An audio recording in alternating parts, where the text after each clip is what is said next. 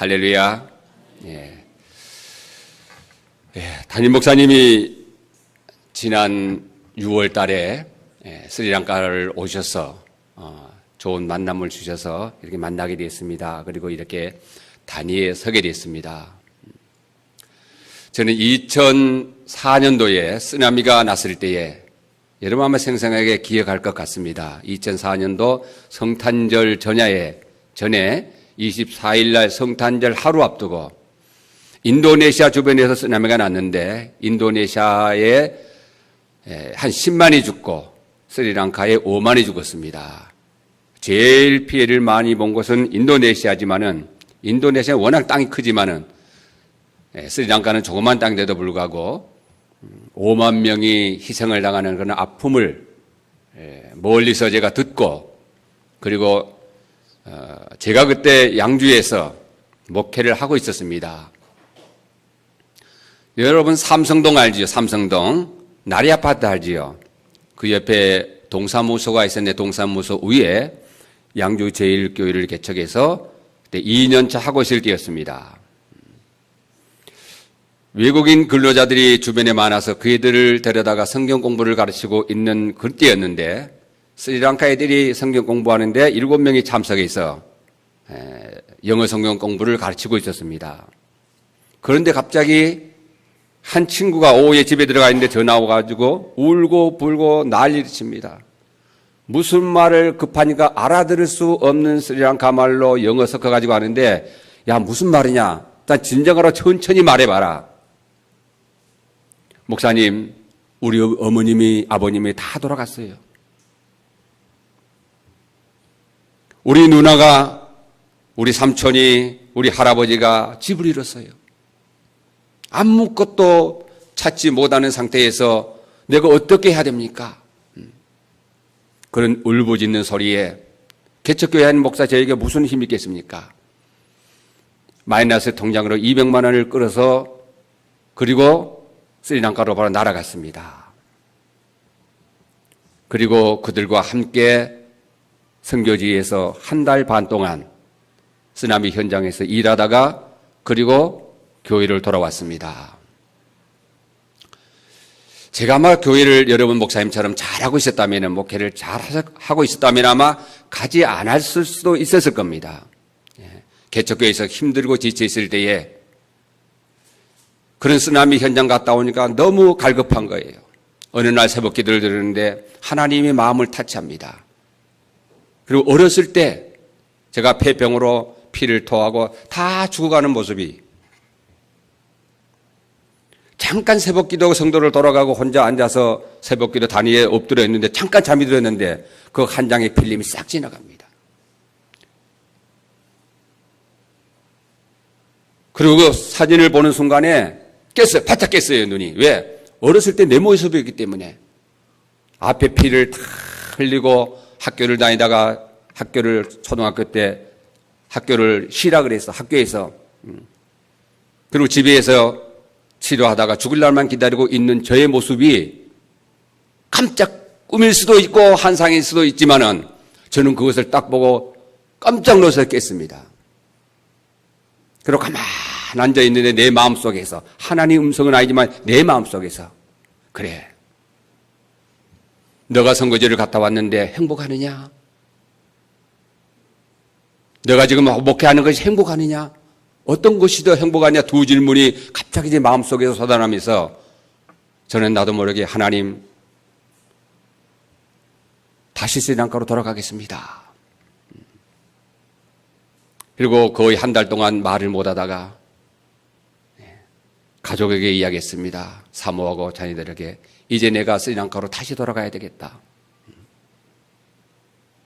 그래서 이제 가족이 반대하는 가운데 내 나름대로 준비를 시작했습니다. 그리고 처음에는 가지 않겠다는 가족들, 반대하는 가족들, 가려면 이혼서 쓰고 가라는 이런 어려움 속에서 하나님께 기도해서 하나님, 진정 내가 스리랑카를 가서 그 빈민촌에 가서 그 쓰나미 현장에 가서 다시 일하기를 원한다면은 가족을 변화시키든지 아니면은 하나님께서 어떤 수단과 방법을 해서라도 함께 갈 수 있는 그런 길을 열어주세요. 한 달 동안 남몰래 기도했는데 어느 날 가겠다는 거예요. 다. 그리고 보따리를 싸가지고 스리랑카로 들어갔습니다. 그리고 그때부터 사역이 시작됐는데 사명이 좀 없다고는 말할 수 없지만은 그래도 현장에 적응하지 못하는 식구들이 손을 들고 더 이상 우리는 견딜 수가 없다. 너무 더워서 살 수도 없고 음식이 너무 형편없어서 먹을 수가 없다. 날마다 땀을 흘리는 그 모습, 힘들어하는 모습, 어학이 안 돼서 아무 커뮤니케이션이 안 되는 그런 가정 속에서 가정이 손을 들어서 나도 모르게 비행기표를 끊어서 간다는 사람들 데리고 한국에 다시 들어와서 놓고 그리고 저는 스리랑카로 다시 돌아갔습니다.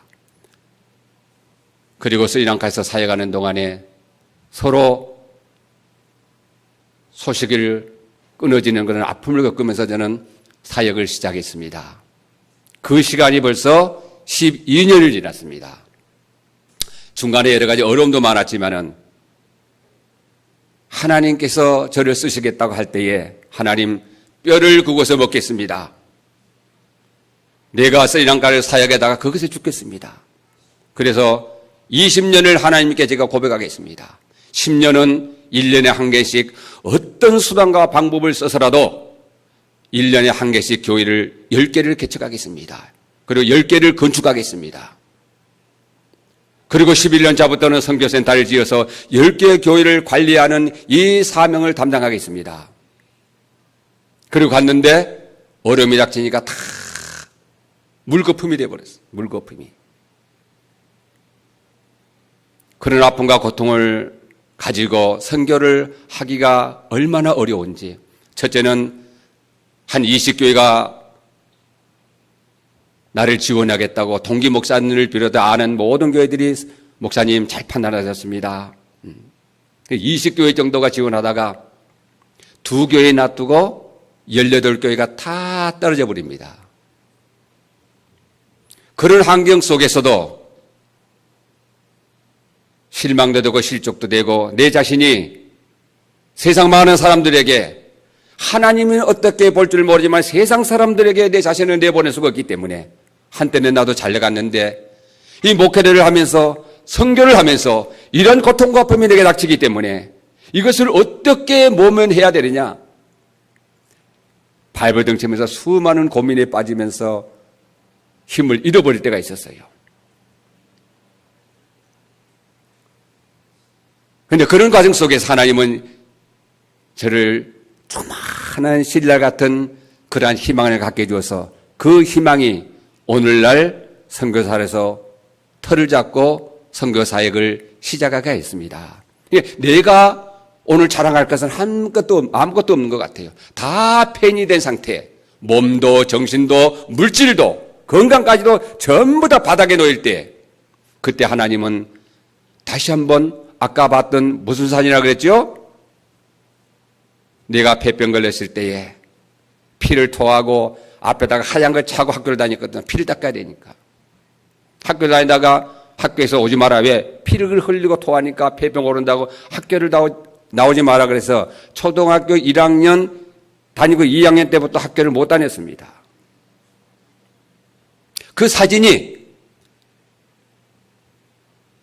내가 기도하는데 내 양주 제일교회에서 개척해서 봤던 그 사진이 갑자기 내 가슴 속에 파고들면서 그래 나는 이미 9살 때 죽은 몸이었는데 다 죽었다 그랬으니까 여러분 저는 53년생입니다. 나이 드신 분들은 저를 알 거예요. 그 당시 어떤 6.25가 막 휴전이 되기 전이에요. 저는 전 세대입니다.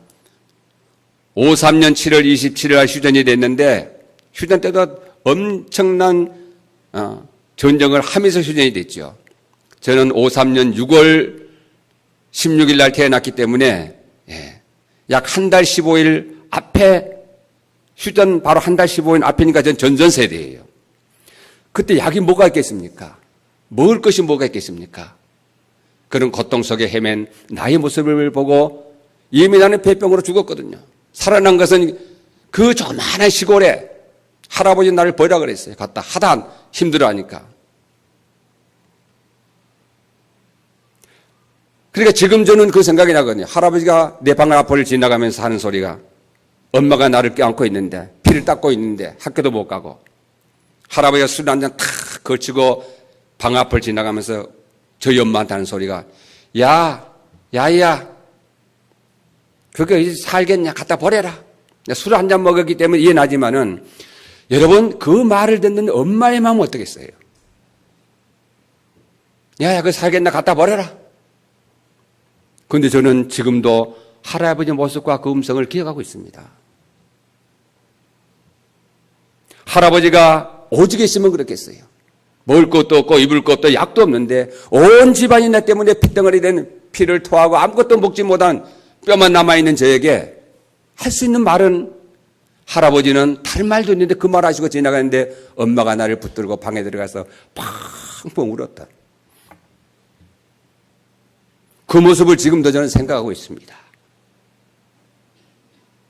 그런 그때에 양주 제일교회에서 스리랑카로 보내기 전에 찾아가 받은 그 환상이라면 환상, 꿈이라면 꿈이겠지만은 뭐 하나님 내가 말한다 말 안 했기 때문에, 그 사진만 봤기 때문에, 그것이 스리랑카에서, 그래 나는 이미 죽은 몸이다. 너는 이미 죽었다. 너를 살리신 이는 나 예수 그리스도의 능력 안에, 너는 주의 일꾼이기 때문에 다시 한번 힘을 얻고 일어서라. 그런 것이 가느다란 내 심령 속에서 살아나는 것을 느꼈습니다. 전 다 죽었거든요. 갖다 버려야 할 정도로. 그 사진 한 장이 저를 스리랑카에 다시 남게 하고, 가족은 다 보타사와 갔지만은 하나님이 내 옆에서 함께 동역하고 일하고 있다는 것을 다시 한번 두 번째 느끼면서, 그래 내가 지금부터는 때는 죽을라도 생각해 봤기 때문에. 여러분 스리랑카에 물질 하나 없는데, 돈 하나 없는데 어떻게 버팁니까? 그래서 채소 장사도 해봤습니다. 6개월 동안 먹고 살아야 되니까. 그런 과정 속에서 자포자기한 나에게 한 장의 사진, 그것이 하나님이 저를 향한 구원의 손길이었습니다.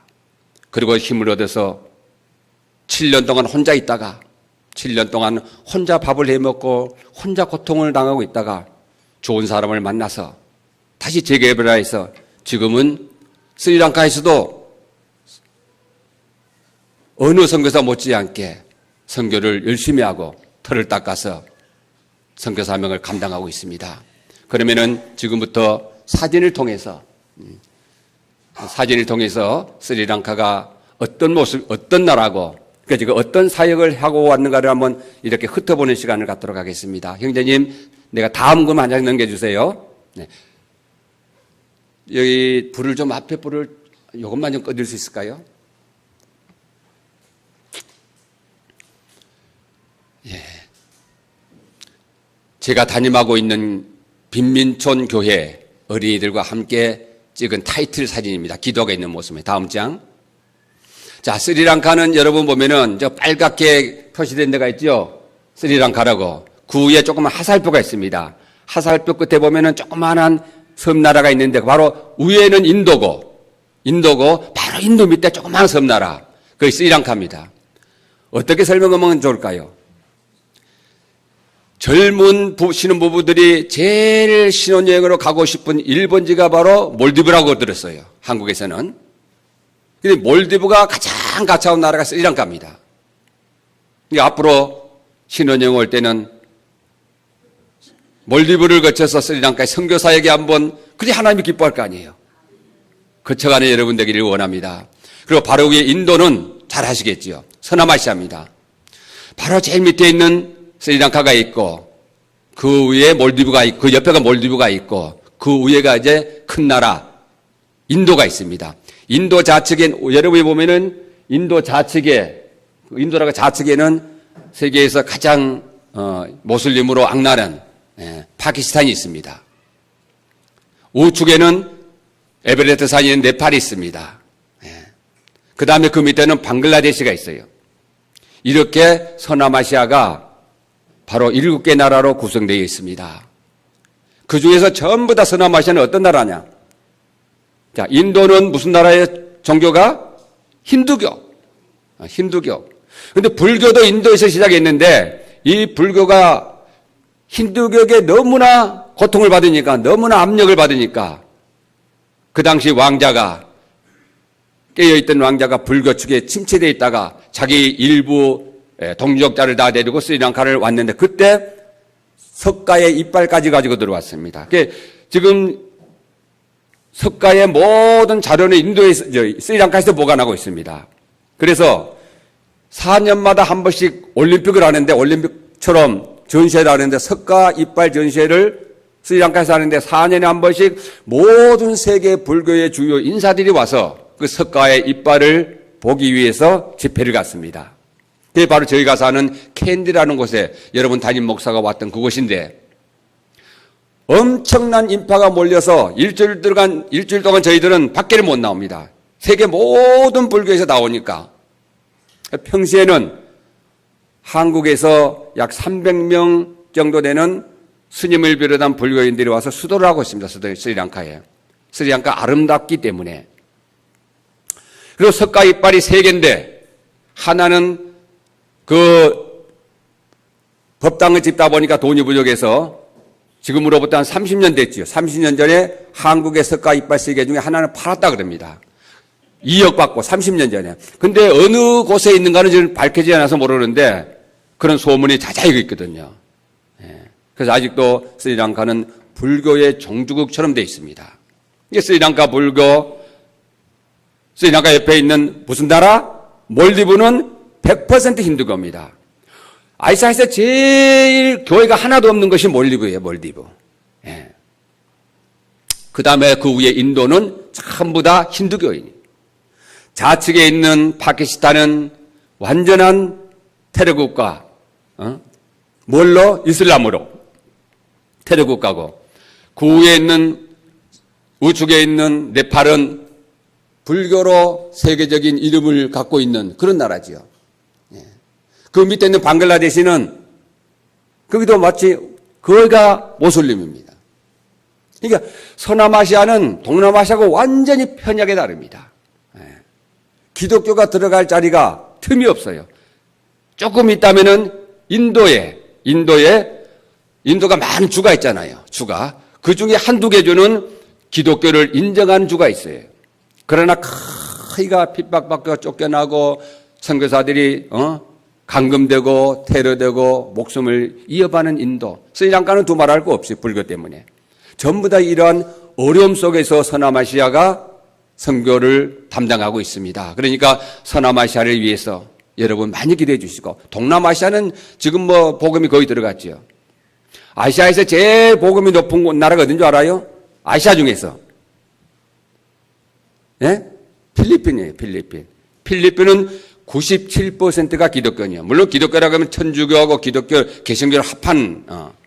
근데 우리나라가 모든 대부분의 교회가, 저도 파송되기 전에는, 나도 스리랑카 가기 전에는 몰랐어요. 필리핀에 복음을 전하구나. 필리핀이 우리나라에 복음을 전해야 돼요. 왜? 필리핀 태어날 때부터 예수라는 말을 듣고 태어납니다.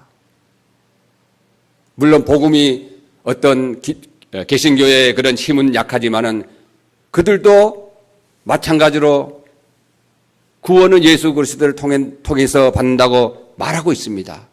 캐톨릭도. 그러나 개신교의 모든 선교사들이 갈 때 안 가도 돼. 필리핀에 너무나 많이 가는 거예요. 왜 선교사들이 전부 다 필리핀 선교사 그러면 아니야. 선교사 아니야 할 정도로 지금. 그래서 가능한, 여러분 교회는 어디에 파송했는가는 모르겠습니다만은 가능한 한 여러분, 지금 세계에서 가장 연약한 곳이 어디냐? 중동지방하고 서남아시아지.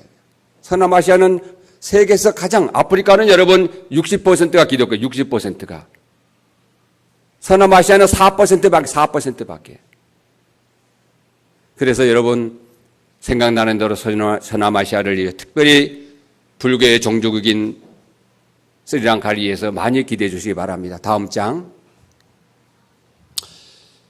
이것은 넘어가겠습니다. 지금 현지의 여러 가지 사항을 한번 들어오기 전에 스리랑카 주요 사항을 적어봤는데, 단 세 번째 보면은 댕구, 우리는 댕구라 그러는데 그게 모기에서 점령되는 병이죠. 내가 들어오기 전에 약 1,500명이 1년에 1,500명이 죽은 걸 알고 있는데, 댕구로 들어와서 200명이 더 죽었다 그러더만 뉴스 보니까. 그래서 약 지금까지 1,700명이 1년에 죽은 거예요. 댕구 때문에. 한국에서는 댕기열이라 그러나요, 그걸? 예. 그래서 후진국인데다가 여러 가지 악종을 안에서 많은 어린이들, 그리고 가난한 사람들이 대부분 죽어가고 있습니다. 여러분 많이 기대해 주시기 바랍니다. 다음 장. 이제 사실 제가 오면은 제가 선교하는 교회는 매년 보고를 하기 때문에 1년치만 보고를 합니다. 그런데 여러분 교회처럼 이렇게 처음으로 올 때는 잠깐 좀 그 안에 했던 것을 좀 소개하기 위해서 제가 5개 교회를 개척하고 건축을 했는데 그 과정만 보게 제 1교회입니다. 여기에 나와 있는 사람들은 이제 양주에 있는 목사님들이 축구 동호회 목사님들을 기준으로 7분 목사가 6년 전에 스리랑카를 방문해서 제가 제일 먼저 설립한 교회입니다.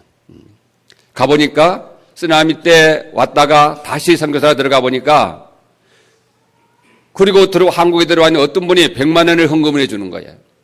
그리고 그분이 어떤 권사님인데 저한테 뭐라고 하느냐, 봉투를 주면서, 선교사님, 이 돈만큼은 다른 데 쓰지 마시고 꼭 그곳에 가장 어려운 교회에 가장 아름답게 교회를 짓든지 아니면은 딴 것을 해더라도 가장 어려운 교회를 써주십시오 그런 거예요. 그래서 그 돈을 딴 데 못 쓰고 가지고 들어가서 이제 스리랑카에 몇몇 잘 사겠던 현지 목사들한테 이야기를 했습니다. 너희들이 보기에, 너가 알기에 스리랑카에서 가장 어렵고 험한 곳, 그 교회를 나한테 소개를 해라. 네 개 교회를 소개를 해라. 그 4개 교회를 받고 이제 점검을 하기로 갔습니다. 한 교회 가보고, 2교회 가보고, 3교회 가보고, 4교회 가보고. 그런데 한 교회 가보니까 지금 지었던 교회예요. 쓰나미 때 일부러 건물을 이렇게 나무를 해서 위에다가 지붕을 씌워가지고 있는 쓰나미가 다 쓸고 가버린 거야, 교회를. 근데다가 그분 목사님이 보니까 다리가 하나 없어요, 다리가. 장애자예요. 그런데 그 장애된 몸을 가지고 복음을 전하기 위해서 이래가지고 거기서 몇 킬로를 다 있는 거예요. 복음을 전하기 위해서. 그리고 그 교회에 주일날 가서 예배를 같이 드리는데 비가 오니까 천장에 코코넛으로 이렇게 나무를 쓸려고 가본 다음에 예배를 드려야 되니까 나무를 세워놓고 위에다 코코넛 이불이 덮어놨어요. 하필이면 내가 가는 날 비가 왔어요. 비가 오니까 그 비를 맞고 거기서 예배를 드리는 거야. 나도 그 비를 쭉 맞았어요. 그 안에서 예배 드리는데 그 한순간에 하나님께서 내 마음에 여긴가 보다. 이 교회예요. 그리고 그 목사님의 예배 끝나고 교회를 건축하면 얼마나 됩니까? 물어봤어요. 그래서 내가 이야기했어요. 내가 많은 돈은 없습니다. 어느 권사님이 가장 아름답게 써달라고 귀한 돈인데 이 돈으로 지을 수 있는가 모르겠습니다. 그래서 100만 원을 받았는데 교회를 지을 수 있습니까? 첫째 교회를 지은 게 얼마 든가도 모르겠죠. 그러니까 그 목사님 100만 원 가지고는 안 되지만은 보다시피 우리 주변에 지금 코코넛 나무가 있으니까 그거 잘라가지고 기둥하고 또 잘라가지고 유리창 후렘 만들고 문 만들고 그러면은 100만 원으로 가능하니까 시작합시다 그런 거예요. 근데 하다 보니까 100만 원 가지고 어림도 없지요. 그렇게 시작해서 그 해에는 100만 원 가지고 기초만 했습니다. 땅에. 기초만 해놓고 그 다음에 돌아와서 전부 헌금 가지고 기둥 세우고 벽돌 쌌습니다. 그 다음에 3년차 들어가서는 가져다가 지붕에서 교회를 이렇게 만들어서 3년이 걸렸어요. 근데 그 목사님이 딸이 하나 있는데 딸이 셋이 있는데 아들 셋, 딸 셋, 6인데 큰딸이 내가 혼자니까 그 목사님이 나오고 뭐라 합니까? 이렇게 맺혀주려고 눈독을 들이는 걸 내가 탁 캐치됐어요. 근데 영어만 좀 하면은 내가 선교사에게 도움이 될 테는데 영어를 자기 이름도 못 쓰는 거예요, 보니까. 왜 교회 일때 같이 내가 같이 일했잖아요. 그 딸이랑 같이. 근데 한국에 뭐 내 친구, 양주에 있는 친구 목사가, 어떤 목사가 개척교회 목사였는데 한국에 들어오면 나를 붙들고 늘어지는 거야. 한 2년 동안 한국만 들어오면은. 선교사님, 우리 교회 집사가 하나 있는데 마흔인데 참 보면 이제 어수로 갑니다. 그런데 마음은 착하니까 스리랑카 여자 하나 소개해달라고. 여자를. 그래서 첫째는 목사님, 여자 잘못 생기면은 뭐 맞아 여기? 싸대기 세게 만다 옛날에 중배 잘못 쓰면은. 그 생각도 있고 그래서 글쎄요 내가 그런 건 생각 안 해봤는데 아니 목사님 나도 혼자인데 못하고 있는데 집사님이 그 당시에요. 근데 올 때 그 다음에 오니까 제일 양주에서 소갈비로 유명한 집에 데려가가지고 포식을 해줄게 해주면 집사님이고 목사님. 그러니까 너무나 부담감이 돼서 한번 해봅시다. 그리고 했는데 이 큰딸하고 중매리에서 지금 한국에 와서 양주와의 큰딸이 잘 살고 있습니다. 엘리사벳이라고 모 교회에서. 그런데 여기 딱 왔는데 며칠 전에 전화가 왔어요. 그분이 돌아가셨다고 목사님이. 여기서 받았습니다. 그러고 그 딸하고 그 남편하고 너희들 가라 그러니까 갈 줄은 모르겠다니까 영어도 못하고 아무것도 못하고 어떻게 가냐 비행기를 타고 이렇게 해서 가라. 딱 두 문장만 알면 된다. 두 문장만. 첫째는 I don't know English 이 말을 해야 된다. I don't know English. 그 두 번째는 그 밑에다가 help me. 두 문장만 가지면은 여기서부터 너희 집까지 갈 수 있어. 그리고 비행기표를 갖다가 보여주면서 그 밑에다가 I don't English help me. 이것만 보여주면은 그 사람들 인도해 주니까 왜 직항로가 없어서 못 간다는 거예요. 홍콩에서 몇 시간 기다려야 되니까. 근데 갔겠어요? 못 갔겠어요? 갔습니다, 지금. 들어가면은 이 교회 담임 목사님이 돌아가셔서 또 담임 목사님을 또 내가 선정해 세워야 됩니다. 들어가자마자. 예. 여러분 많이 기대해 주시기 바랍니다. 다음. 이거 두 번째 세웠던 교회입니다. 이 교회가 제가 담임하고 있는 마나오 지역의 어린이 교회입니다.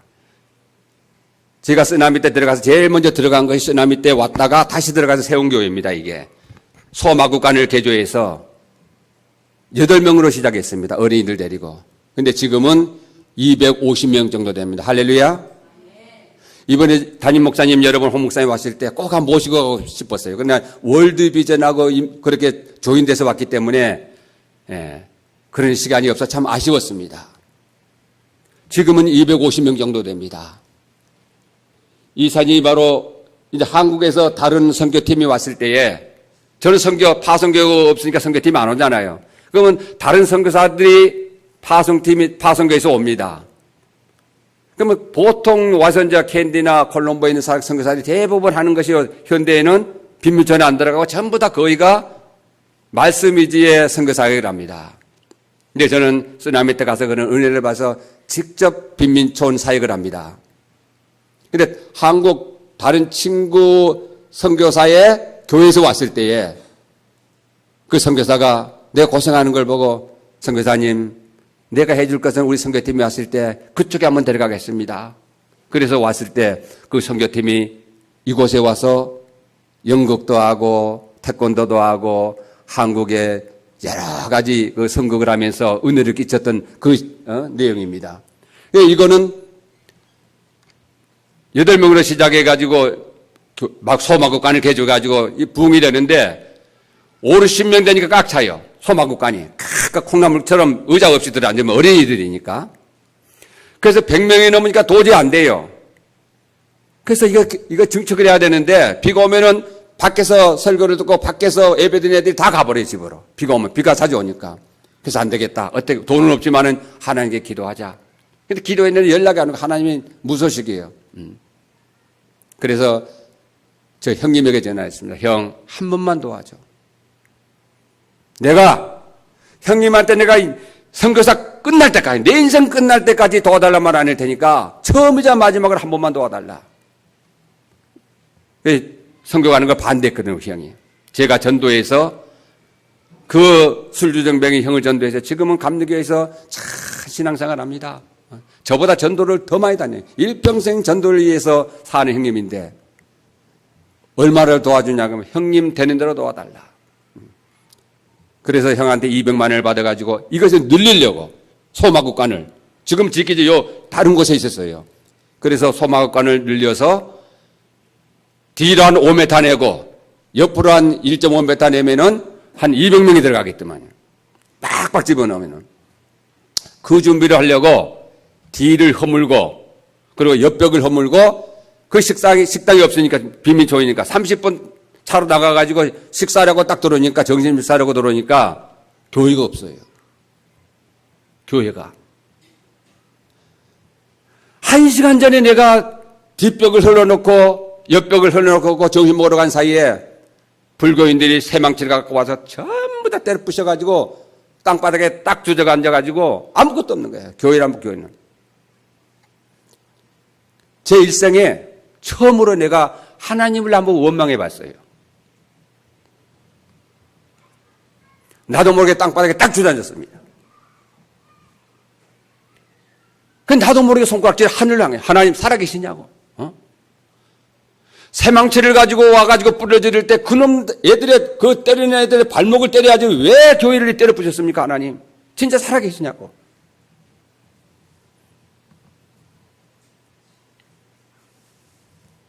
그걸 창피한지도 모르고 막 가슴에 타오르는 그 막 어떤 울분 때문에 그래서는 안 되지만은 막 엉엉 울었어요. 그냥. 하나님 이게 뭐 하는 겁니까 하나님? 전원들 때려 부릴 때 손목을 때리니 발목을 때려서 저들 발목 손목이 잘라야지 왜 하나님 전을 어린 성전 어린이들 예배당을 이렇게 해놓는데 하나님 왜 가만히 계시냐고. 그 모습을 막을 사람들이 나와 다 구경하고 있었어요. 빈민촌에서. 그리고 딴 데로 또 옮겨가지고 누가 허락을 받아서 그 옆에 땅을 한 100m 떨어진 데가 빈민촌에서 다시 또 지으려고 그러는데 또 마을 사람들이 또 반대해가지고 또 기초만 땅만 파놓고 콩쿠르 달라고 그러는데 또 못하게 해서 또 거기서 중절이 했어요. 어린아이를 데리고 그때는 한 7, 80명 됐을 때요. 어린아이들 큰 나무 밑에서 예배를 드니까 동네 사람들이 시끄럽다고 예배 듣는데 막 소리를 지르고 물을 찌끄르고 해서 또 거기서 예배를 못했어요. 그래서 내가 말한 대로 우리 형한테 전화를 해서 200만 원을 받아서 그 마을에 교회를 나오는 어른이 딱 한 가정 있었어요. 장애자를 데리고 있는 모 노인인데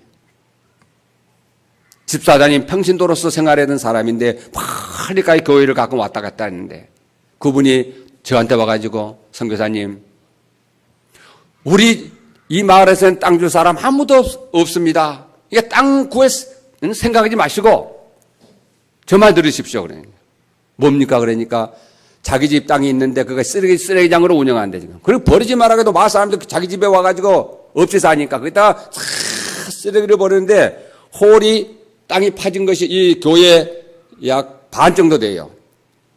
반이 안 됐구나. 약 4분의 1 정도 된다 가까이 소원은 됐습니다. 구덩이가 한 4m, 5m 파가지고 비가 오면 물이 꽉 찹니다. 거기다가 쓰레기를 버리니 생각해보세요, 여러분. 냄새가 그러니까 주인도 힘들고 그러는데 선교사님이 만약 교회를 개척한다고 땅을 달라고 하면 나 그 땅은 줄게요. 왜? 자기들도 힘들거든. 그리고 땅을 구해보려고 아무래도 내놓을 사람이 없어요.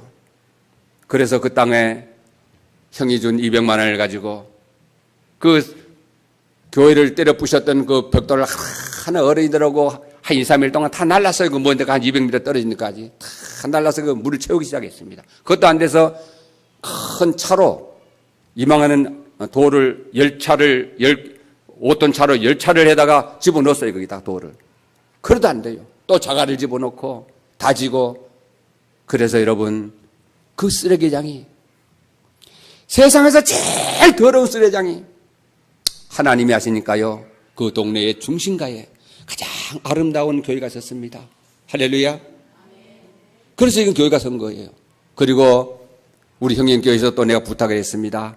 내 새가 달라는다. 형님 이번에는 옷 좀 걷어줘. 그래서 그 교회에서 1년 동안 옷을 모았습니다. 남전도에서. 우리 형이 이제 거기 중책을 맡고 있어서 하자 그래가지고 목사님 허락을 받고 감리교인데는 저학로교회예요. 그분은 감리교인데 그 교회에서 여러분 교회 정도 규모가 됩니다. 근데 매일 올 때마다 주위에서 사람들 구역장은 그 안 믿는 사람들 구역에서 옷을 다 모아가지고 제거 해가지고 1200보를 큰 컨테이너 하나를 보내줬습니다. 그래서 그것을 전 마을에다 나눠주고 여기에 양주 목사님들이 올 때에 신발을 200컬레를 그 다음에 또 가져온 거예요. 200컬레를 전부 오렌지에게 나눠주고 그래서 그 마을이 이제는 핍박도 안 하고 당신이 만약에 여기서 평생 있는다 할지라도 우리 불교 측에서 당신 타치 안 하겠다. 할렐루야. 뭐 때문에? 누가 하신 거예요? 하나님이 그러지 하신.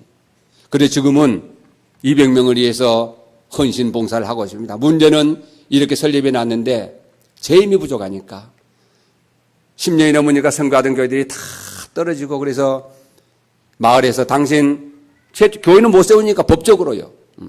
헌법에가 우리 스리랑카는 불교가 국가의 종교라고 딱 못을 박아놓고 어떤 교회도 세울 수가 없는 건 헌법이 되어 있기 때문에 못 세웁니다.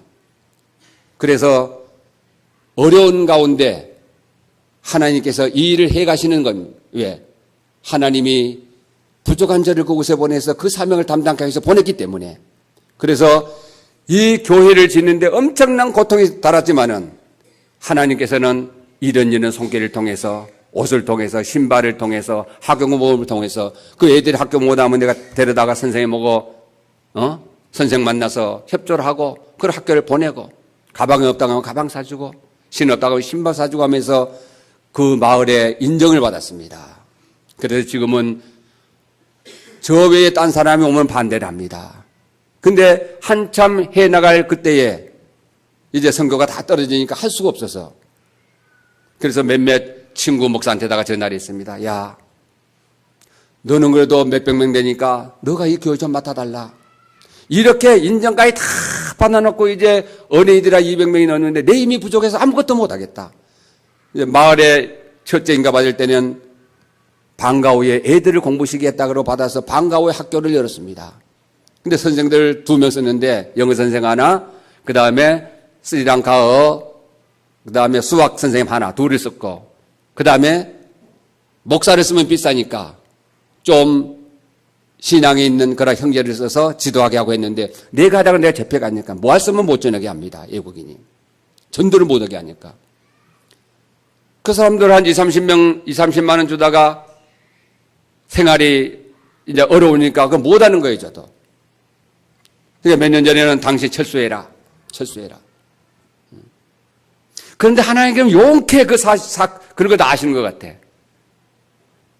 내가 너 오라달라 할 그런 형편이 안 되기 때문에 그러나 하나님은 아시고 다른 선교사들을 통해서 그 선교팀이 오면은 빈민촌 사역은 그 주변에서 나 혼자기 때문에 그들이 선교팀을 우리의 교회로 보내준 거예요. 어린이 선교팀으로. 평생 내가 제일 소원이 하나 있는데 의료 선교 한번 해보는 거예요. 의료 선교. 우리도. 남들이 막 의료 선교를 한다는데 너는 그런 것들을 어떻게 협조하고 얼마나 조건이 안 되기 때문에. 그런데요, 하나님께서는 의료 선교팀도 나무교회 왔다가 보니까 2-3명 앉아가지고 뭐 하니까 좀 큰 데 가자 그래. 우리 교회를 찾아와요, 한국 선교팀이. 그래 와가지고 뭐라 하냐. 선교사님 내년에 또 오겠습니다. 그래서 3년 동안 선교팀이 의료봉사가 와 해주고 왔어요. 그러면서 지금 버티고 있는 거예요. 하나님은 내가 못하면은 하나님은 어떤 수단과 방법을 써서라도 너는 내게 부르짖으라 내가 내게 응답하겠고 내가 알지 못하는 비밀한 것을 보이시라.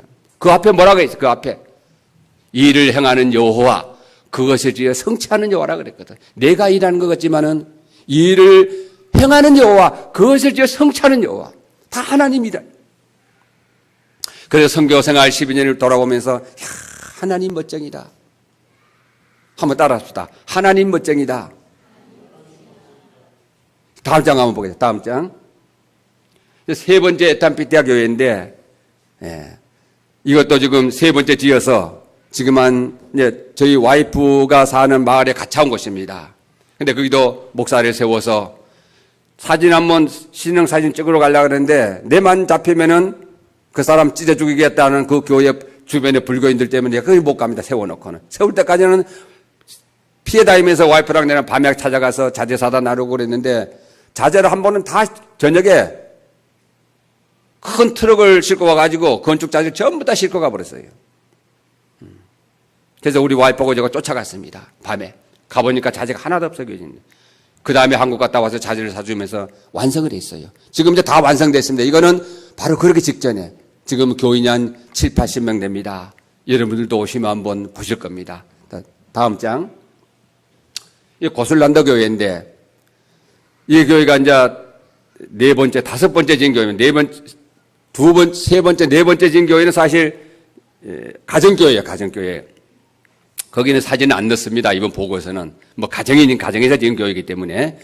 그리고 이 교회가 이제 네 번째 건축교회인데 이 교회도 마찬가지 수혜로 그 마을이 전체가 그냥 얼마 전에 보니까 중국에서 산사태가 나가지고 그냥 마을을 덮어본 것처럼 똑같은 사건이 여기 일어나서 교회 짓고 있을 때에 교회 짓고 이제 1년 되고 있을 때에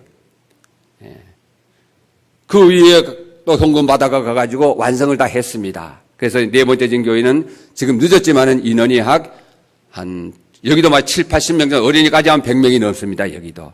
교회만 지어 놓으면은 하나님이 채우시는 거예요.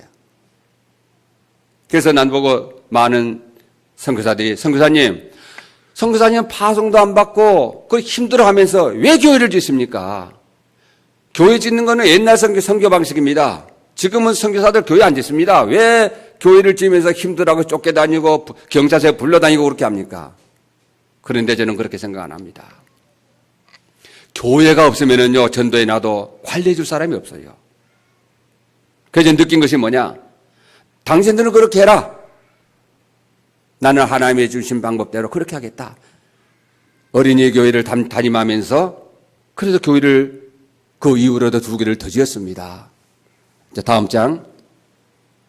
그 교회에 수혜를 나가지고 아직 다시 재건할 때 수혜로 일부 법과 목사 사관이 전부 다 쓰러져 가버릴 때 그 다음에 이제 재건하면서 그 안에서 수혜 현장에서 찍은 그 교회인들과 찍은 사진입니다.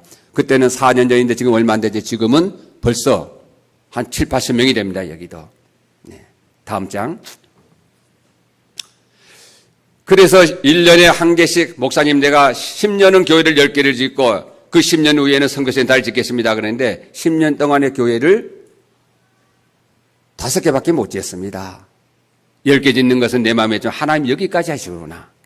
그런 어려운 가운데서도 선교가 다 끊기고 그런 환경 속에도 하나님은 일을 행하셨습니다. 왜? 일을 행하는 여호와 그것을 성취하는 여호와이기 때문에 오직 너는 내게 부르짖으라. 기도만 하면 내가 응답하겠다.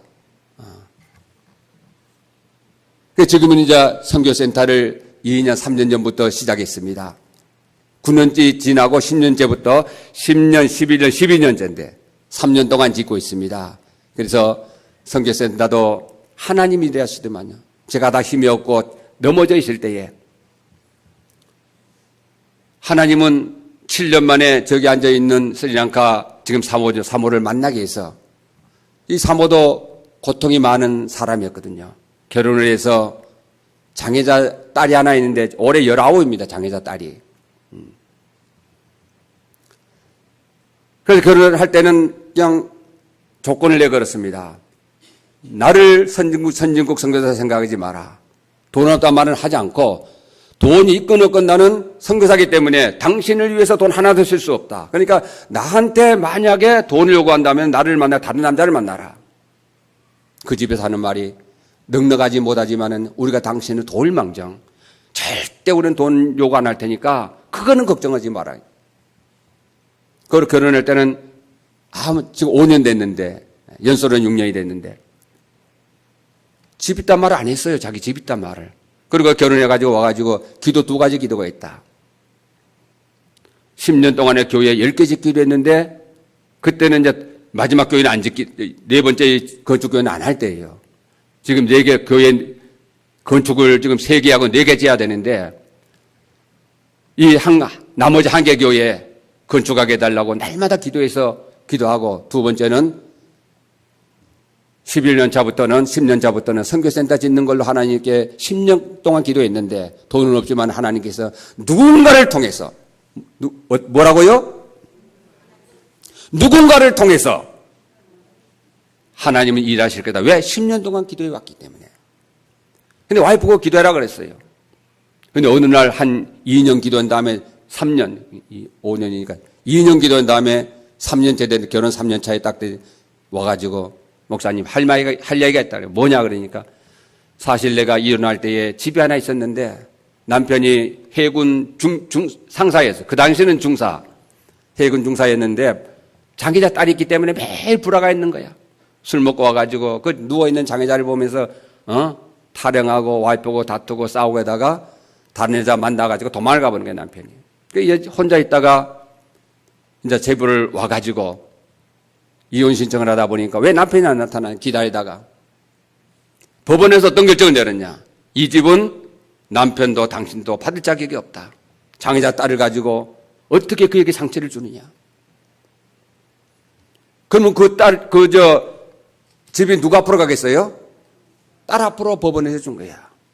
나한테 목사님 사실 그런 집이 길가의 집이라 보통 집보다 2~3배 더 받습니다. 그 집을 팔아가지고 당신이 그토록 소원한 선교센터는 다 못 짓더라도 우리가 살 집하고 선교센터를 같이 짓시다. 그래서 내가 안 된다. 하나님의 선교센터는 모든 사람이 기도하면서 낸 귀한 선교 헌금으로 지어야지. 선진국 선교사가 후진국 사모 만나가지고 그것도 장애자한테 떨어진 그 집을 내가 팔아가지고 선교센터를 짓는 것은 하나님이 기뻐하고 나도 기뻐하지 않는다. 하지 마라. 그러고 있는데 재작년, 그저작년에 3년 전에 김포에서 있던 친구하고 그 목사하고 사모가 스리랑카로 들어왔어요. 선교학으로. 들어왔다가 우리 집에서 저녁에 선교센터 갔다 왔다가 선교지역 갔다 왔다 저녁에 10시에 예배를 드리고 있는데 불교인들이 몽둥이로 가고 쫓아온 거예요. 우리 집에. 당장 예배를 끝이라는 거예요. 여기 어딘데 당신 마음대로 예배를 드리냐는 게. 그래서 다투기 싫어서 예배를 딱 끝냈어요. 그 다음날 그분들이 와가지고 이제 김포에서 왔던 분이 목사님 예배를 또 드려야 됩니까? 위험하면 안 드리죠. 그래서 아니야. 드리자. 예배는 하나님께 하는 거지. 저들 무섭다고 예배까지 못할 필요가 뭐가 있느냐. 또 예배 드리는데 옆에 와서 다 듣고 있던 거예요. 그래가지고 그때 녹음을 해가지고 절에다가 갔다. 절에다가 갔다 니까 절에서 나를 보고 나가라 그랬어요. 주위 마을 사람을 보내서 이사를 당신 가라. 3번째 결혼해가지고 3번째 집을 쫓겨나는 거예요. 이 와이프도 그 전에 2번을 쫓겨났어요. 같이 내 때문에. 딱 신분 밝게 되면 가라 그러니까.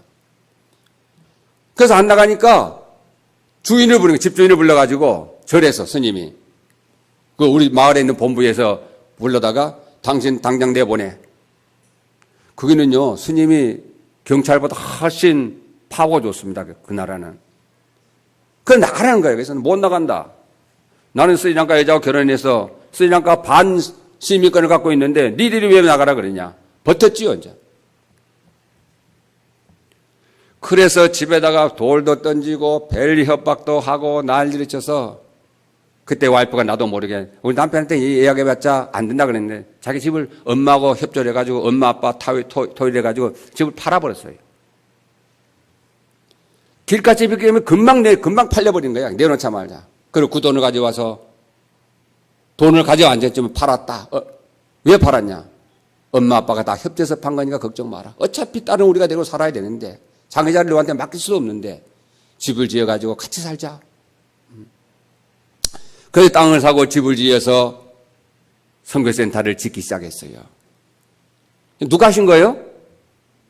하나님이. 하나님은 10년 전에 기도했던 그 그대를 듣고 계신 거야. 10년 전은 하나님 교회 10개 짓고 10년 차부터는 내가 하나님 주시는 그 땅에다가 선교센터를 지어서 10개 교회를 5개 교회를 한 300~400명 되는 것을 관리하겠습니다 그랬는데 아무것도 없는데 돈 있다고 만났습니까? 저는 결혼할 때 돈 있는 거, 집 있는 거 꿈에도 몰랐어요. 팔지 마라 하는데도 자기도 고통을 받다 보면 세 번째 쫓겨나다 보니까 내 신분이 밝혀져서 결혼해가지고 세 번째 쫓겨나다 보니까 부모들하고 합작해서 땅을 판 거예요. 그리고 그리고 이 일을 향하는 여호와께서 10년 전에 내 기도를 통해서 저런 사모를 만나게 해준 거예요. 돈만 가졌습니까? 집만 가졌습니까? 여러분 보다시피 얼마나 이뻐요. 그죠? 근데 반대로 스리랑카는 저런 사람이 인기가 없습니다. 왜? 빽빽하다고. 이번에 어디 갔더니 어떤 목사님이 아이고 사모님 오래간만이면 내가 딱 보는데 허리를 이렇게 재보는 거야. 그 한국에는 뭐라 그래 그런 허리를? 개미허리라 그러는 거야. 그 날 속에 살 때 목사님은 세상에 제일 행복한 남성들이 제일 바라는 개미허리 사모님을 당했다는 거야. 근데 스리랑카는 진짜 인기 없어요. 왜? 빽빽하기 때문에 애를 잘 못 낳고 젖을 잘 못 먹이기 때문에 젖은 여자는 스리랑카에서는 누가 안 데려갑니다. 근데 한국에 오니까 너무 인기가 좋아. 내가 한국인이냐요. 하나님께서는 나에게 가장 합당한 여자를 미리 준비해 놓은 거야. 그것도 남편 도망가게 만든 것도 하나님. 왜? 10년 전부터 나 기도회에 있었거든. 내가 어떻게 여기서 선교센터를 지어요? 내 힘이 없는데. 그러니까 누가 지은 거예요, 선교센터를? 하나님은 계획합니다. 실족하지 말고 여러분들 기도하면은 하나님이 일하시더라고요. 문제는 우리가 기도를 될까 말까 믿음 없이 하는 기도는 하나님이 안 받은 줄 그랬잖아요. 둘이서 만나서 한 2년 기도하니까 하나님이 그 입술을 벌려서 나의 집 있어 팔아가지고 선교 짓자 하지 마라 하는 데 하잖아요. 세상 일들은 우리의 지혜와 능력과 건설하는가 모르지만 하나님의 일만큼은 하나님이 해간다는 사실 여러분 믿으시기 바랍니다. 다음 장. 교회를 짓기 위해서 그 땅이요. 참 신기한 게 스리랑카는 다 불교 땅이에요. 불교 땅. 땅 자체가. 근데 가운데 지금 하얀 옷에 까만 띠를 한 사람이 영국 앵글리칸 처치의 스리랑카의 목사님이 현지 목사님이에요. 그 땅이 지금으로부터 200년 전에 영국 선교사들에 의해서 그 땅을 사놓은 거예요. 미래에 쓰려고. 그러다가 한 40, 50년 전에 분할해가지고 딴 사람이 그 샀던 거예요. 저 땅을. 불교 땅이 아니고 영국이 지배할 때에 기독교에서 사놓은 땅. 그것도 나무가 오고돼서 앞에 한번 잘라놓고 보니까 저렇게 아름다운 땅이 있을 수가 없어요. 목사님 와 봤습니다. 밤에. 낮에 보면 환상적이에요. 앞에는 한 밑으로 내려다보면은 딱 우리가 생각하는 대관령에서 강릉 쪽으로 내려다보면은 큰 강릉시가 있고 그 너머로 수백 킬로미터가 딱 뚫렸잖아요. 180도가. 스리랑카에서 180도를 이렇게 뚫고 전부 다 볼 수 있는 땅은 여기 하나예요. 내가 보기에. 앞에는 100m 넓이의 강이 흐릅니다. 물가를 찾으려고 3개월을 돌아다니는데 못 찾고 할 수 없이 구한 땅인데 하나님은 그 땅을 예배하시고요. 또 하나는 자전거 도로밖에 없었거든요. 자전거 도로. 한국 갔다 한국 2개월 왔다 갔는데 2년 전에 비가 억수로 와가지고 그저 자전거 도로가 다 무너져 보는 거예요. 마을 사람들이 항의라고 정부에서 와이프고 나하고 2개월 왔다 가니까 그 땅을 살 때 여기는 자전거 도로밖에 없기 때문에 차를 우리가 한다면 차 밑에다가 도로가에다가 내두고 100m 걸어 올라오면 되니까 이 높은 산이니까 그런 마음으로 샀거든요. 왜? 돈이 부족하니까. 그런데 하나님께서는 한국 갔다 오는 2개월 만에 비가 와가지고 그걸 완전히 무너뜨리고 항의라고 티켓 뜨고 하니까 정부에서 2개월 만에 한국 딱 도착하니까 콘크리트로 차가 들어가게 만든 할렐루야. 거짓말하고 우리 사모한테 물어보세요. 사모가 여기 앉아 있는데. 그 외에 집에서 얼마나 많은 경험을 했는가 몰라요. 하나님 진짜 멋쟁이다. 그래서 하나님이 저에게는 선교센터와 좋은 아내를 그저 줬습니다. 어떨 때? 너희는 먼저 그의 나라와 의를 구하라. 그리하면 이 모든 것을 너에게 더하여 주시는 하나님의 말씀대로 너희가 먼저 오늘 성경 본문 말씀도 그 내용입니다. 성경 본문에 보면은 가이오와 디오드레베라는 두 사람이 나옵니다. 그 요한 3서를 쓴 요한이 예수님 제자잖아요. 나이가 지긋해져서 예수님 보내고 나서 할아버지 거의 가차게 되실 때에 자기가 받은 은혜가 크고 예수님께서 마지막 가시면서 한 말이 뭐예요? 마태복음 28장 19절에서 20절 말씀 뭡니까? 지상명령을 여기다 써놨잖아요. 예수님이 승천하시면서 지상에 있으면서 하는 거예요. 부활 승천하시기 직전에 마지막으로 한 것을 우리는 뭐라고 해요? 유언장이에요. 유언장. 유언을 남겼는데 그 유언이 뭐냐? 너희는 세상에 나가서 많은 족속으로 제자를 삼아 아버지와 아들과 성령의 이름으로 세례를 주고 내가 너에게 분부한 모든 것을 가르쳐 지키게 하라. 다시 말해서 세상에 복음 전하고 선교 사명을 담당하라는 거거든요. 그 말씀이. 그 유언장이에요. 유언. 유언은 해도 되고 안 해도 됩니까? 그래요? 아니요. 유언은 누구도 그 헌법에 우선하는 게 유언이에요. 예수님의 유언이 뭡니까? 바로 복음 전하고 선교하라는 거예요. 그것이 마지막인데 그 말씀을 우리는 소홀히 하고 삽니다. 오늘 본문에서 말한 요한은 그 예수님의 그 마지막 유언장을 가슴에 담고 그리고 요한이 자기가 복음 전한 곳에 필요한 곳에 선교사를 파송합니다. 복음 전하는 자를 파송합니다. 그런데 어느 교회를 갔는데 그 교회는 아마 이보다 더 큰가는 규모는 모르지만은 가열한 사람이 있고 디오드르베라는 사람이 둘이 있어요. 오늘 본문의 장로인 나는하고 요한은 말에 장로는 아니겠지요. 안수 집사나 집사 정도 된 줄 믿습니다. 그런데 그 선교사가 들어와가지고 그것도 선교사를 파송한 그 교회에 요한에게 들어와서 다른 사람들이 말하기를 소문이 났어요. 그 교회에 요한 사도님, 장로님, 그 교회 가보니 당신이 파송한 그 교회 가보니까 선교를 가보니까 전도를 가보니까 두 집사님이 있는데 하나는 가이오고 하나는 디오드르베인데 가이오라는 사람은 예수 복음 전하러 간 선교사들에게 막 접대하고 그렇게 서빙하고 그렇게 헌신하는데 디오드르베라는 사람은 우리를 쫓아내고 우리를 도우려는 사랑까지 쫓아낸 두 사람이 있었습니다. 그 말을 들은 거예요. 그러니까 요한이 그래? 그럴 수가 있느냐? 가이오라는 사람이 정말 너희들에게 그렇게 하더냐? 예, 가이오는 바로 우리 선교사들에게 본문에 보니까 아무것도 받지 아니하고 복음을 전하는 그들에게 헌신하는 그들에게 오늘 요한이 쓴 기절이 뭡니까? 오늘 본문의 2절입니다. 본문의 2절. 이 본문의 2절의 말씀은 조영기 목사님이 교회를 개척해가지고 개척의 시초에 그 말씀으로 조영기 목사님이 세계에서 제일 큰 교회가 되었습니다. 그리고 조영기 목사님이 그 말씀을 가지고 선교사를 아프리카, 중동할 것 같은 수없이 파송하고 헌금의 3분의 1을 전부 다 선교지를 다 썼어요. 그럴 때 조영기 목사님의 교회는 엄청나게 부흥했습니다. 사랑하는 자여 내 영혼이 잘 땐 같이 네가 범사에 잘 되고 강건하기를 간구하노라. 이 말씀이 없는 집이 없었어요. 우리 한국에. 저도 한때는 장교 생활할 때 우리 집에 맨날 걸어놨으니까. 애기돌이나 백일이나 교회 행사 때는 그 성구절을 전부 다 선물합니다. 그럴 때 조영기 목사님 교회가 세계에서 제일 큰 교회가 됐어요.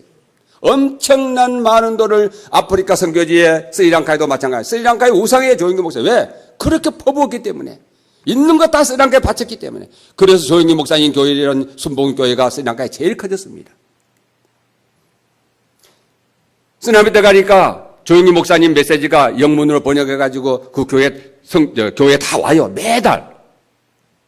그럴 때 조영기 목사님 교회와 조영기 목사님 교회를 섬기는 성도, 안수집사, 장로할까지 전부 다 기업체가 부흥했어요. 함께. 그리고 그 순복음교회가 어느 정도 그런 일을 하다가 내부에 잡음이 있고 어려움이 당해서 선교를 끝이기 시작했습니다. 그리고 그 교회는 선교가 끝일 때에 교회의 힘이 점점 없어지고 내부 분란이 일어나면서 오늘날 우리에게 아는 바와 같이 탁 주저앉았습니다. 사랑하는 자여 내 영혼이 잘 텐까지 누구에게? 복음을 전하는 자나 선교사에게 그런 헌신 봉사를 한 그들에게 한 말씀이에요. 가이오에게.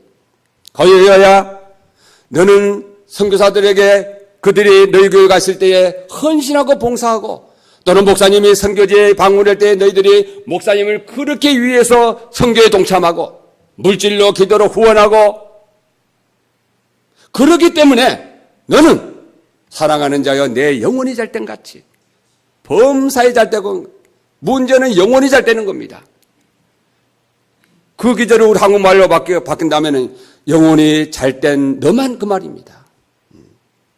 영혼이 잘 된 걸 뭘로 봤어요, 요한은? 여러 가지가 있겠지만은 비록 우리가 어렵고 힘들지만은 선교를 복음을 전하는 그들에게 우리가 헌신적으로 봉사하고 그들 위해서 했을 때에 결과적으로 그 가정과 그 모든 것들이 범사에 잘 됐고 강건했다는 겁니다. 사랑하는 성도 여러분, 오늘도 여러분 곁에 담임 목사님이 선교하는 목사님이 계셔서 저는 참 행복하다고 봅니다. 선교하는 거에는 절대 망하지 않습니다. 왜? 하나님이 약속하셨기 때문에. 선교하는 교회는 여러분 잡음이 없습니다. 오늘날에 많은 교회가 잡음으로, 많은 교회가 자금으로, 많은 교회가 여러 가지 문제점으로 힘들지만은 내가 다녀본 결과 선교하는 교회는 문제가 없습니다. 왜?